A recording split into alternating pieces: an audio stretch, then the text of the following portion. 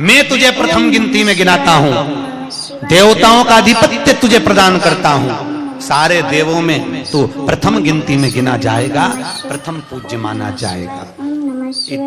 बस शंकर भगवान ने वर दिया। थोड़ी देर बाद कार्तिकेय महाराज आए और कार्तिकेय जी आए और आकर बोले, पिताजी दंडवत करा, प्रणाम करा, साष्टांग करा, मैं परिक्रमा कर कर आ गया। मैंने परिक्रमा करा। अब इधर तो देवता सब सारे देवता मिलकर अक्षत छोड़ रहे गणेश जी के ऊपर, स्वस्ति वाचन हो रहा, लोग प्रणाम कर रहे, नमन कर रहे, श्री गणेश जी महाराज की। अब सारी दुनिया में आवाज लग रही गणेश जी। तो कार्तिकेय ने पूछा, माँ ये गणेश जी का जय घोष क्यों हो रहा है, गणेश जी के जयकारे क्यों हो रहे हैं, गणेश जी के लिए इतना जय घोष। तो माता पार्वती ने भगवान शंकर के शब्दों को कार्तिकेय को सुनाया। कार्तिकेय रो पड़े, माँ मैं परिक्रमा कर कर आया, गणेश जी ने तो केवल आपकी परिक्रमा लगा ली, आपने उसको प्रथम गिनती में मान लिया। माँ उसने बुद्धि का परिचय दिया और मैंने कर्म का परिचय दिया। उसके भाग्य का मिलता है कि कर्म का मिलता है? कर्म का। आपका क्या विचार है? व्यक्ति को उसके भाग्य का मिलता है कि कर्म का मिलता है? पुरुषों से भी पूछने का मन है मेरा भाऊ, बोलो तो सही, कि उसके कर्म का मिलेगा कि भाग्य का मिलेगा? दोनों का मिलेगा। मेरी माताएं जीजियां बिल्कुल सही कह रही है, दोनों का ही चाहिए। भाग्य का और कर्म का। बैंक में एक लॉकर होता है, उस लॉकर में लोग अपनी रकम रखते हैं कि नहीं रखते? अपनी चेन, अंगूठी, मोबाइल, पर्स सब लॉकर के अंदर रखते हैं। बैंक में लॉकर होता है, लॉकर में रखने के बाद में लॉकर की 2 चाबी होती है। कितनी चाबी लॉकर की? 2। एक चाबी तुम्हारे पास, एक चाबी मैनेजर के पास। तुम्हारी चाबी कितनी भी लगा लो, जब तक मैनेजर की चाबी नहीं लगेगी तब तक वो लॉकर, अरे बोलो जम के, नहीं खुलेगा। और बैंक का मैनेजर कितनी भी चाबी लगा ले, लॉकर खुलेगा क्या? नहीं, तुम्हारी चाबी लगना जरूरी है। उसी तरह तुम्हारी चाबी है कर्म की चाबी, तुम कितनी भी घुमा लो पर वो ताला नहीं खुल सकता जब तक मैनेजर मेरा शंकर अपनी भाग्य की चाबी घुमा कर नहीं जाए। इसलिए तुम कर्म करो, भाग्य की चाबी मेरा भोलेनाथ घुमाएगा, और कब क्या दे जाए तुम्हें मालूम ही नहीं पड़ पाएगा। इसलिए चाबी दोनों होना चाहिए, एक भाग्य की, एक कर्म की। 2 चाबी होंगी, लॉकर खुलेगा। अगर एक चाबी लगी तो लॉकर नहीं। गणेश जी महाराज को भगवान कार्तिकेय महाराज बोल रहे हैं, माँ मैं कर्म करने गया था, मैं परिक्रमा करने गया था, और यहाँ गणेश जी महाराज को तुमने प्रथम गिनती में बना दिया।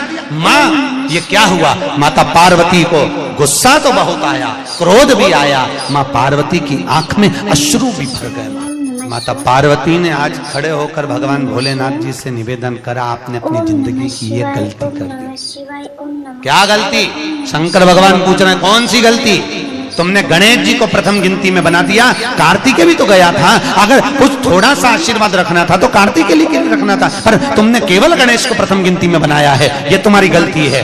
तो गणेश जी ने परिक्रमा भी तो करी है।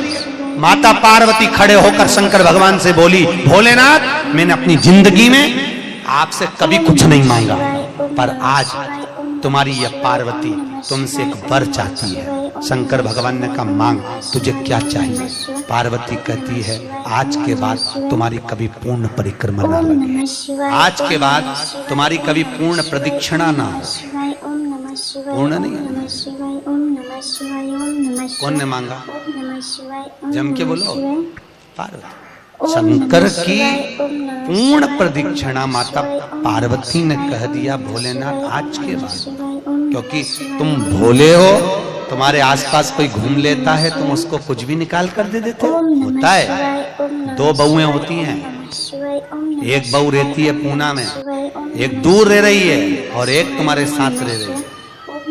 पर सास को जो साथ रह रही है ना, रोज पूछ रही है ना, वो अच्छी नहीं लगती। वो जो दूर रहती है ना, उसका गुणगान 24 घंटे करती है। जो पास रह रही है वो अच्छी नहीं लग रही, जो दूर रह रही ना, वो दिवाली पे आती है, बस दिवाली पे 30 त्योहार कराती, और दिवाली पे आते और आके पल्लू वल्लू लेके मम्मी जी मम्मी जी मम्मी जी करके आई करके बस 2-4 बार इधर उधर घूमेगी और सास इतनी खुश हो जाएगी, तुरंत अंगूठी निकाल के रख ले। जो तुम्हारे पास में है वो बुरी लग रही है, वो चाय दे रही है, दूध दे रही है, बस बोलने में कभी कभी बोल देती है। अब बहुएं हैं बेचारी, हो जाता है। एक सास बहू से कहती है मैं सुबह 5 बजे उठती हूँ, तू 4 बजे उठाकर। अब वो झगड़ा करते करते हमारे पास आ गए और हमारे पास आके बोली गुरुजी ये मेरी सास मुझे परेशान करे। मैंने बोला तेरी सास को क्या बोल रही है? तो क्या मैं 5 बजे उठूं तो बहू 4 बजे उठना चाहिए। तो मैंने कहा अच्छी बात बोली, कोई दिक्कत वाली बात नहीं है। एक काम कर, बहू की उम्र है 20 साल, तेरी उम्र है 70 साल, तू 20 साल की बन जा, मैं भी इसको जगाना चालू कर देता। जब तुम बहू थे तुम भी खूब चकाचक सोते थे और तुम्हारी सास पहले उठती थी। बुढ़ापे में नींद नहीं आती जी। अरे बोलो तो आती। मनुष्य की उम्र, गधा की उम्र, कुत्ता की उम्र और उल्लू की उम्र बराबर थी। किस किस की? जम के बोलो। मनुष्य, गधा, कुत्ता, उल्लू। सबको पहचानती हो? ठीक है, सबकी उम्र बराबर है, 40-40 साल। मनुष्य पहले 40 साल का था, गधा 40 साल का था, कुत्ता 40 साल का था, उल्लू 40 साल का था। सबकी उम्र लेवल में बिल्कुल बराबर थी। भगवान क्या देर अंधेर कुछ ये ऊंचा नीचा लेवल अपने यहाँ चले, भगवान क्या नहीं चले। भगवान ने सबकी उम्र 40-40 साल रखी, सबकी उम्र 40। भगवान के पास में आया और गधे ने भगवान से आकर कहा अरे भोलेनाथ। भगवान शंकर ने पूछा क्या हो गया? महाराज हमारी उम्र 40 साल की दे दी, हम लोगों का बोझा ढोते रहे, लोगों का वजन ढोते रहे, महाराज हमारी उम्र बिल्कुल आधी कर दो, बिल्कुल आधी, हमें इतनी लंबी उम्र नहीं चाहिए। भगवान ने कहा ठीक है गधा, आज से तू 20 साल का। गधा कितने साल का हो गया? अरे जम के बोलो 20 साल का। थोड़ी देर बाद मनुष्य, आवाज सेट करो, मनुष्य इको खत्म हो गया, डिले नहीं आ रहा।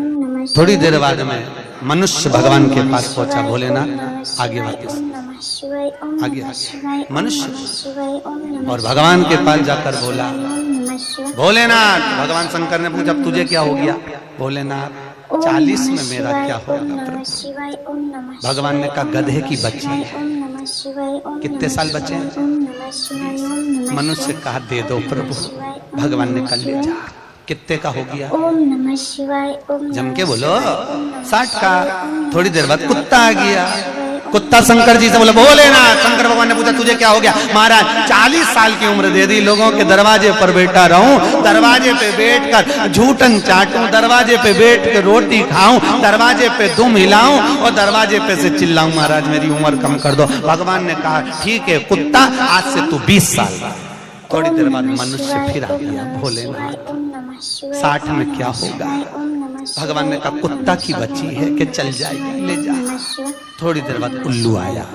उल्लू ने आकर कहा भोलेनाथ। भगवान शंकर ने पूछा तुझे क्या हो गया? महाराज 40 साल की उम्र दे दी, रात रात भर जगता रहूं, पेड़ पे टंगा रहूं, रात रात भर मुझे नींद नहीं आती भोलेनाथ, मेरे को रात भर चौकीदारी करना पड़ती, रात भर पेड़ पे बैठा रहता हूँ, रात भर वृक्ष पर बैठा रहता हूँ, मेरी उम्र कम कर दो। भगवान ने कहा कितनी कम कर दो? बिल्कुल आधी कर दो। भगवान ने उल्लू की उम्र आधी कर दी। कितने साल का हो गया? 20 साल का। थोड़ी देर बाद मनुष्य आ गया। मनुष्य आकर बोला अरे भोलेनाथ। शंकर भगवान ने पूछा क्या हुआ? 80 में मेरा क्या होगा? भगवान ने कहा उल्लू की बच्ची है, चलेगी कि ले जा।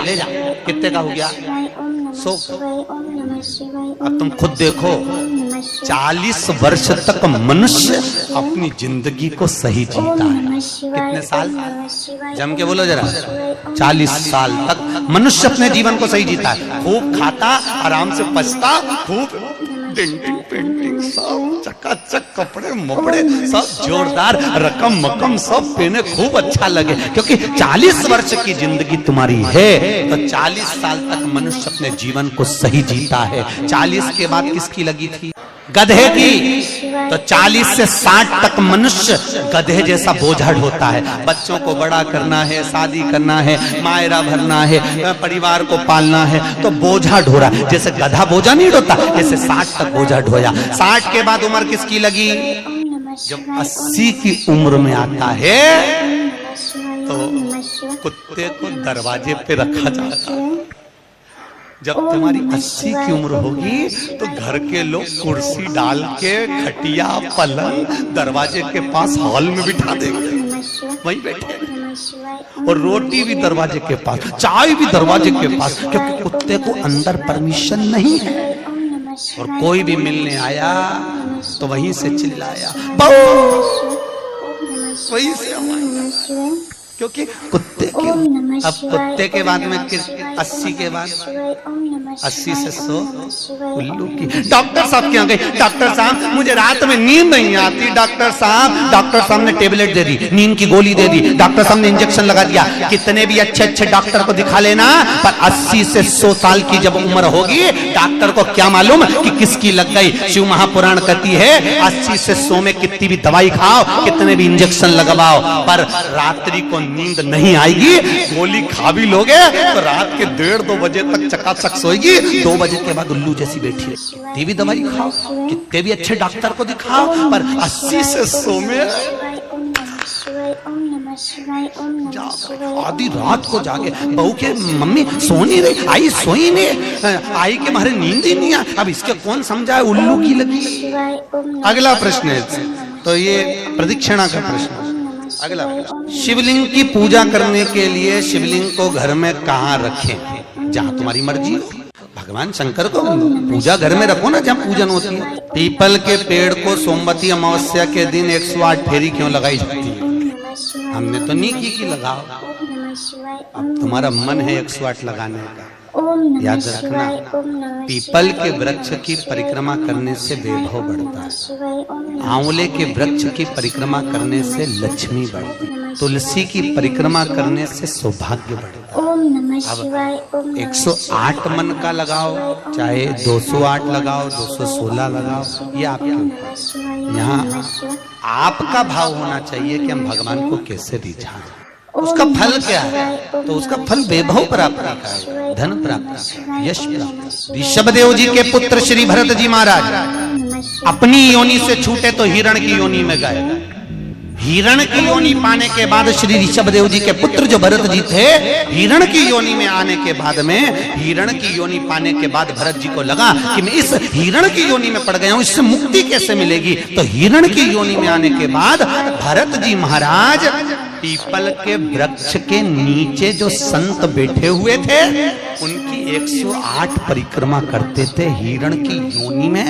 तो हिरण की योनि के 108 परिक्रमा कर रहे थे। उस दिन थी सोमवती अमावस्या का दिन, जिस दिन हिरण की योनि से परिक्रमा करते करते भरत जी महाराज छूट गए थे और वापिस मनुष्य की योनि में आ गए थे।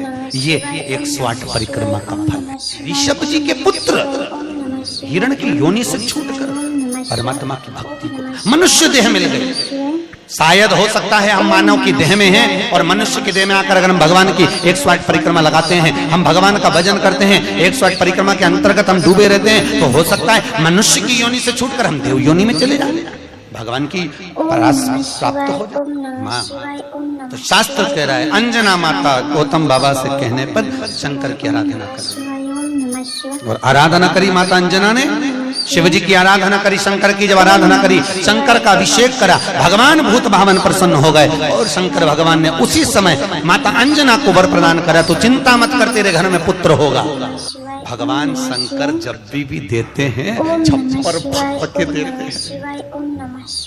भगवान कृष्ण के यहाँ कितने बच्चे दिए? 1,77,000।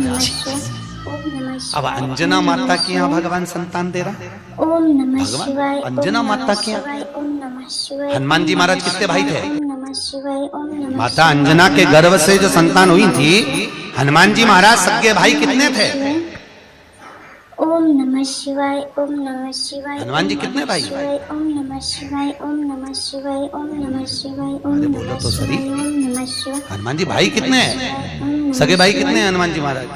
तो अंजना माता ने जब भगवान शिव की आराधना करी, शंकर की जब आराधना करी, तब भगवान शंकर प्रसन्न हुए। समय बीता, माता अंजना के गर्भ में भगवान शंकर के तेज पुंज को पवन देव ने ले जाकर माता अंजना के गर्भ में स्थापित करा। स्थापित करने के बाद पूर्णिमा के दिन, चैत्री पूर्णिमा के दिन, भगवान अंजना माता के गर्भ से शंकर का ही एक अवतार श्री हनुमान जी महाराज प्रकट हुए हैं। महाराज श्री हनुमान जी महाराज की।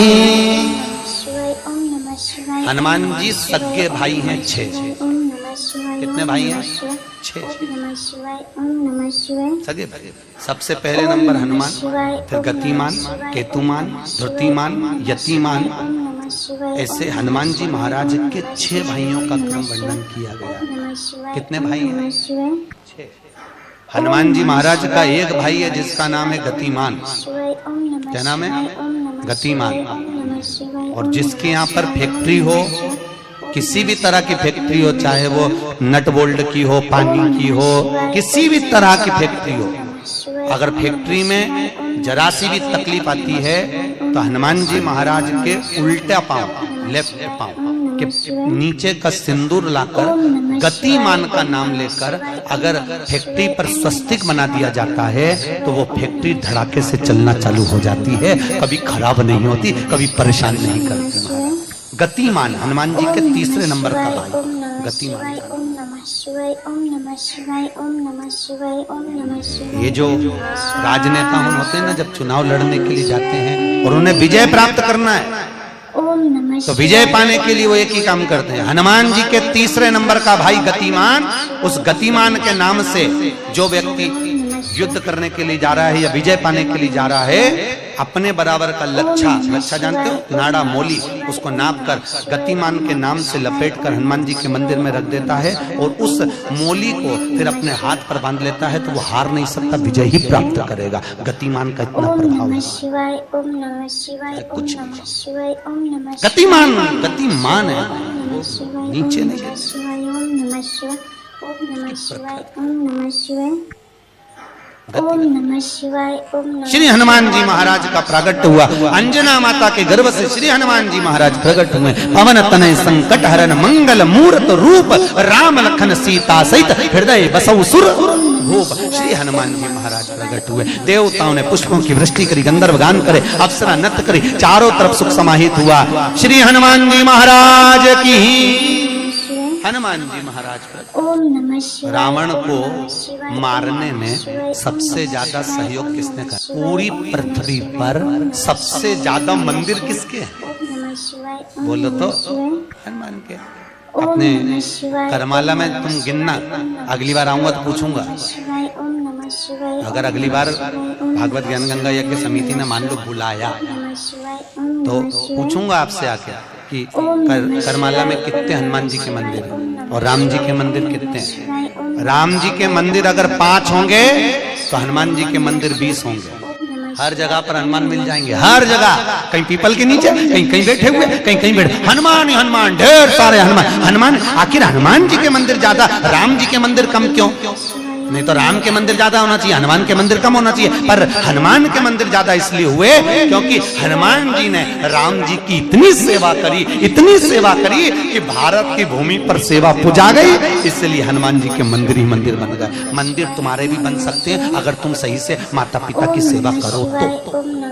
मंदिर बनने में देरी नहीं करी। रावण को मारने में सबसे ज्यादा सहयोग किसका था? अरे बोलो जम के, हनुमान जी का। ओम नमः शिवाय ओम नमः शिवाय ओम नमः। राम जी ने रावण की नाभि में बाण मारा था कि नहीं मारा था? अरे बोलो जम के, क्या था नाभि में? अमृत। तो जब रावण की नाभि में राम जी महाराज बाण मार रहे हैं तो रावण क्यों नहीं मर रहा? मर जा रावण, क्योंकि नाभि में अमृत है, वो तो सूख चुका है, मरे ना। फिर मरता क्यों नहीं गिर रावण? क्यों नहीं मरा रावण?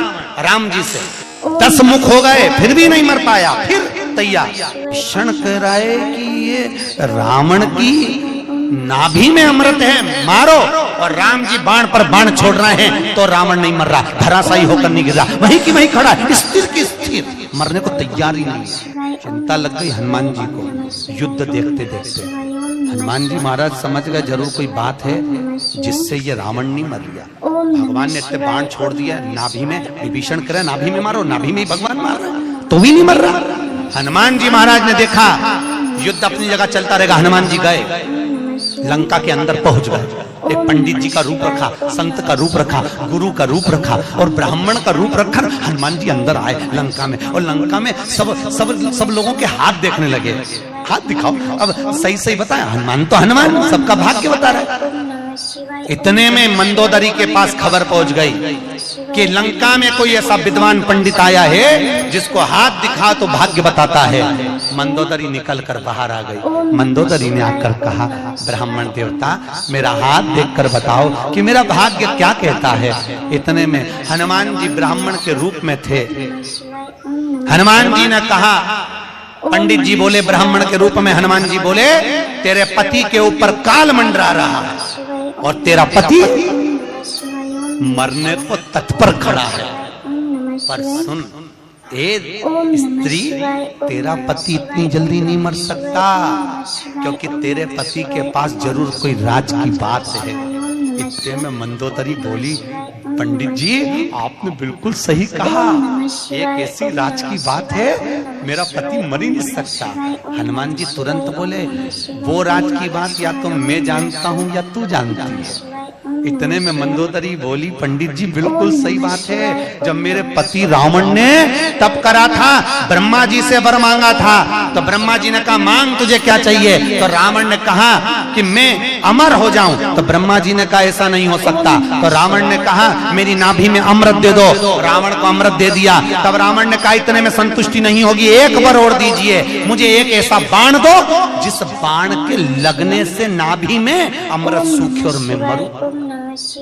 ने कहा मेरा पति जब तप कर कर आया था, उसको ब्रह्मा जी ने एक बाण दिया था, वो बाण मेरे पति ने मुझे लाकर दिया था। उस बाण को मैंने, जहां मैं शयन कक्ष में सोती हूँ, उस कमरे में मैंने दीवार के अंदर एक खंबे में चुनवा दिया है, सीमेंट से पक्का करवा दिया, वो किसी को मिलेगा ही नहीं। हनुमान जी अपने असली स्वरूप में आए, दीवार तोड़ी और बाण निकाला, राम जी को दिया, राम जी से कहा अब मारो, और जो बाण लगा तब जाकर वो रावण मरा, तब जाकर मरा, नहीं तो राम जी बाण मारते रहते, रावण चकाचक खड़ा रहा। तुमरुका जी चंचुला देवी को भगवान शंकर के नंदन वन भ्रमण की चर्चा करते हैं। भगवान शंकर माता पार्वती के साथ में काशी घूमने के लिए गए। माता पार्वती अकेली बैठी हुई थी, शंकर भगवान को जाना पड़ा कोई काम से।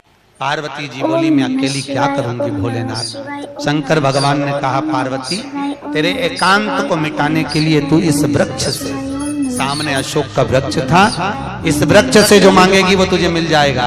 पार्वती जी ने अपने शोक को दूर करने के लिए, एकांत को दूर करने के लिए अशोक के वृक्ष से एक अशोक सुंदरी को प्रकट करा। शंकर भगवान की 6 नंबर की लड़की है अशोक सुंदरी।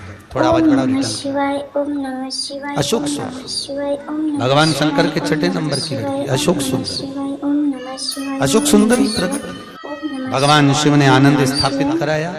समय आया, आगे जो वर्णन आया, भगवान भूत बामन भूतेश्वर भगवान शिव 12 ज्योतिर्लिंग की कथा का स्मरण कराते हैं। 12 ज्योतिर्लिंग की कथा यहाँ पर प्रारंभ होती है और 12 ज्योतिर्लिंग की कथा का स्मरण कराया।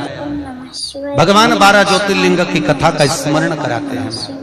श्री तुमरुका जी चंचुला देवी से कहते हैं, चंचुला ये 12 ज्योतिर्लिंग की कथा है जो अखंड सौभाग्य को देने वाली है, लक्ष्मी की वृद्धि करने वाली है, सुख समृद्धि देने वाली है, कार्य में उन्नति देने वाली है, उत्तम फल की प्राप्ति कराने वाली है, वंश की वृद्धि कराने वाली है और हर कार्य में सफलता प्रदान करने वाली 12 ज्योतिर्लिंग की कथा। महाराज चंचुला देवी कहती है महाराज वो 12 ज्योतिर्लिंग की कथा हमें श्रवण कराएं। भगवान शंकर ने अपनी जटा में से बेलपत्र को निकालकर अपने हाथ में रखा है और हाथ में बेलपत्र लेकर भगवान शंकर 12 ज्योतिर्लिंग की कथा का रस स्वादन ग्रहण कर। एक बार चंद्रदेव को अपनी काया का अभिमान हुआ। काया के अभिमान से चंद्रदेव बड़े प्रखर हुए और अपनी केवल एक धर्म पत्नी रोहिणी पर ध्यान देते थे, बाकी की पत्नियों पर ध्यान नहीं दिया। सारी धर्म पत्नियों ने जाकर दक्ष प्रजापति से विनती करी। दक्ष ने चंद्रदेव को समझाया, चंद्रदेव तुम मान जाओ, अपनी काया का अहंकार ना करो। चंद्र मानने को तैयार नहीं, रोहिणी पर आसक्ति ज्यादा थी। एक दिन दक्ष प्रजापति ने श्राप दे दिया, अरे चंद्र मैंने अपनी इतनी बेटियां तुझे ब्याही और उसके बाद भी तू केवल एक कन्या पर ध्यान देता है, अपनी धर्म पत्नियों पर ध्यान नहीं दिया। मैं तुझे श्राप देता हूं, तेरा शरीर टपक टपक कर गिरे, तुझे क्षय रोग हो जा। शरीर टपक टपक कर नीचे गिरने लगा। महाराज चंद्रदेव इधर उधर भटकते हुए देवऋषि नारद के पास पहुंचे। नारद जी महाराज अपनी मस्ती में भगवत भजन में लगे हुए थे। महाराज नारायण श्रीमन नारायण, नारायण श्रीमन नारायण, नारायण श्रीमन नारायण। गाइए, सब गाइए। नारायण श्रीमन नारायण, ओ नारायण श्रीमन नारायण, नारायण श्रीमन नारायण, नारायण श्रीमन नारायण, ओहो नारायण श्रीमन नारायण, नारायण श्रीमन नारायण, नारायण श्रीमन नारायण, नारायण श्रीमन नारायण, ओहो नारायण श्रीमन नारायण, नारायण श्रीमन नारायण, नारायण श्रीमन नारायण, नारायण श्रीमन नारायण, नारायण श्रीमन नारायण, हे नारायण श्रीमन नारायण, नारायण श्रीमन नारायण, नारायण श्रीमन नारायण, नारायण श्रीमन नारायण। श्री नारद जी महाराज मिले, भगवान चंद्रदेव ने विनती करी, महाराज मुझे काया का रोग हो गया है, कृपा करो। भगवान चंद्र की विनती सुनकर देव ऋषि नारद ने शंकर जी का पूजन का विधान बताया। शंकर भगवान प्रकट हुए, चंद्रदेव तुम्हारे काया के रोग को मैं मिटाता हूँ, तुम यहाँ पर विराजमान रहना। चंद्रदेव को भगवान ने मस्तक पर धारण करा, सोमेश्वर महादेव के रूप में भगवान शंकर विराजित हुए हैं। महाराज बोल सोमनाथ भगवान की हर हर। अगला वर्णन आया है श्री मल्लिकार्जुन। कार्तिकेय अपने माता पिता से रुष्ट होकर श्री शैलम पर जाकर बैठ गए, जहां बैठकर उन्होंने तप किया। शंकर पार्वती उनको मनाने के लिए पहुंचे। आज भी अगर मल्लिकार्जुन में आप पर जाकर दर्शन करेंगे तो मल्लिकार्जुन में दो ध्वजा लगती है, एक सफेद एक लाल। कितनी ध्वजा लगती है? दो, सफेद और लाल। मल्लिकार्जुन का एक नियम है, वो दो ध्वजा पूरे महीने में कभी नहीं हिलती, हिलती है तो केवल एक अमावस्या के दिन, एक पूर्णिमा के दिन।